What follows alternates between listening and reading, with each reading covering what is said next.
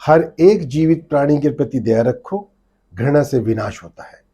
साहस ऐसी जगह पाया जाता है जहां उसकी संभावना कम हो।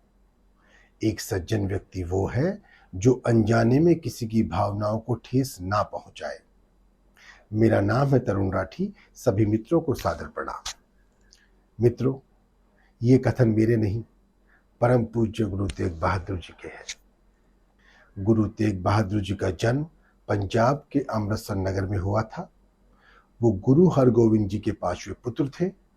सिखों के 8वें गुरु हरिकृष्ण राय जी की अकाल मृत्यु हो जाने के कारण जनमत द्वारा गुरु तेग बहादुर जी को गुरु बनाया गया था।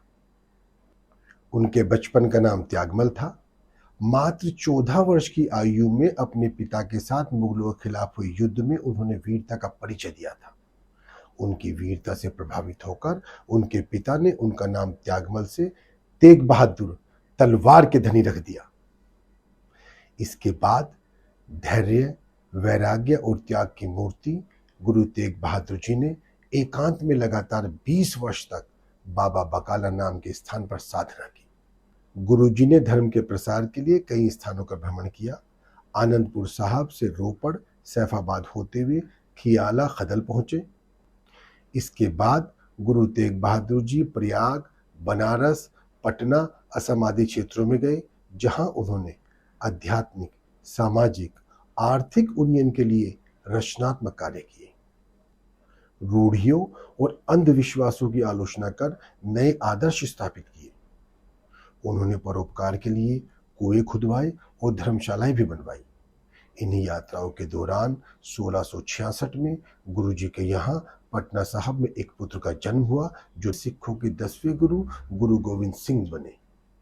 औरंगजेब के शासनकाल में औरंगजेब के दरबार में एक विद्वान पंडित आकर रोज गीता के श्लोक पढ़ता और उसका अर्थ सुनाता था, पर वो पंडित गीता में से कुछ श्लोक छोड़ दिया करता था। एक दिन पंडित बीमार हो गया और औरंगजेब को गीता सुनाने के लिए अपने बेटे को भेज दिया, परंतु वो उसको ये बताना भूल गया कि उसे किन किन श्लोकों का अर्थ राजा को नहीं बताना है। पंडित के बेटे ने जाकर औरंगजेब को पूरी गीता का अर्थ सुना दिया। गीता का पूरा अर्थ सुनकर औरंगजेब को यह ज्ञान हो गया कि हिंदू धर्म व सनातन सभ्यता सबसे महान है। किंतु औरंगजेब की हठधर्मिता ये थी कि वो अपने धर्म के अतिरिक्त किसी दूसरे धर्म की प्रशंसा सहन नहीं कर सकता था। औरंगजेब ने कहा, सबसे कह दो कि या तो वो इस्लाम कबूल करे या मौत को गले लगा ले। इसके बाद जुल्म से ग्रस्त कश्मीर के पंडित गुरु तेग बहादुर सिंह जी के पास आए और उन्हें बताया कि किस प्रकार इस्लाम को स्वीकार करने के लिए अत्याचार किया जा रहा है और यातनाएं दी जा रही है। गुरु तेग बहादुर जी ने पंडितों की बात सुनकर कहा कि आप जाकर औरंगजेब से कह दो कि यदि गुरु तेग बहादुर ने इस्लाम ग्रहण कर लिया तो उसके बाद हम भी इस्लाम ग्रहण कर लेंगे, और यदि आप गुरु तेग बहादुर जी से इस्लाम धारण नहीं करवा पाए तो हम भी इस्लाम धर्म कबूल नहीं करेंगे। कश्मीरी पंडितों ने जब यह संदेश औरंगजेब को दिया तो वो आग बबूला हो गया। इसके बाद औरंगजेब ने गुरु तेग बहादुर जी को बातचीत के लिए दिल्ली दरबार बुलाया। गुरु तेग बहादुर बेखौफ दिल्ली में औरंगजेब के दरबार में पहुंच गए।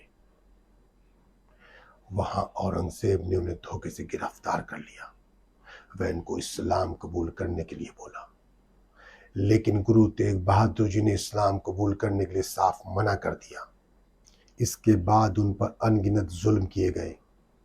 उनके सामने उनके 2 साथियों को मारकर गुरु तेग बहादुर जी को डराने की कोशिश की गई, पर वो डरे नहीं।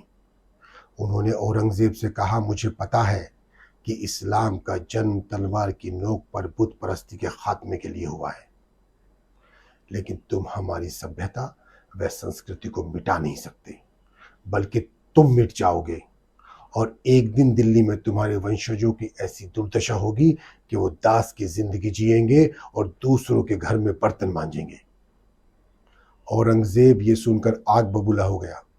उसने दिल्ली के चांदनी चौक पर गुरु तेग बहादुर जी का शीश काटने का हुक्म जारी कर दिया। गुरु तेग बहादुर जी ने हिंदुओं की रक्षा के लिए हंसते हंसते बलिदान दे दिया। गुरु तेग बहादुर जी की याद में उनके शहीद स्थल पर जो गुरुद्वारा बना है उसी का नाम गुरुद्वारा शीशगंज साहिब है। गुरु तेग बहादुर जी की बहुत सी रचनाएं ग्रंथ साहब के महला 9 में संग्रहित है। उन्होंने शुद्ध हिंदी में सरल और भावयुक्त पदों और साखी की रचनाएं की। उनके अद्वितीय बलिदान ने देश की संस्कृति व सभ्यता को सुदृढ़ बनाया और धार्मिक, सांस्कृतिक, वैचारिक स्वतंत्रता के साथ निर्भयता से जीवन जीने का मंत्र भी दिया। गुरु तेग बहादुर जी के बलिदान के कारण मुस्लिम शासन और उत्पीड़न के खिलाफ हिंदुओं सिखों का संकल्प और भी दृढ़ हो गया। परशुराम सिंह कहते हैं कि अगर गुरु अर्जन की शहादत ने सिख पंथ को एक साथ लाने में मदद की थी तो गुरु तेग बहादुर जी की शहादत ने मानव अधिकारों की सुरक्षा को सिख पहचान बनाने में मदद की। विल्फ्रेड स्मिथ ने कहा है कि 9वें गुरु को बलपूर्वक धर्मांतरित करने के प्रयास ने स्पष्ट रूप से शहीद के 9 वर्षीय बेटे गोविंद पर एक अमिट छाप डाली, जिन्होंने धीरे धीरे उसके विरुद्ध सिख समूह को इकट्ठा करके इसका प्रतिकार किया और इसने ही खालसा पहचान को जन्म दिया। गलतियां हमेशा क्षमा की जा सकती है यदि आपके पास उन्हें स्वीकारने का साहस हो। हार और जीत ये आपकी सोच पर निर्भर है। मान लो तो हार है, ठान लो तो जीत है। आध्यात्मिक मार्ग पर 2 सबसे कठिन परीक्षण हैं, सही समय की प्रतीक्षा करने का धैर्य और जो सामने आए उससे निराश न होने का साहस। डर कहीं और नहीं, बस आपके दिमाग में होता है। ये अनमोल वचन भी गुरु गोविंद सिंह जी के ही हैं। जय हिंद, जय भारत।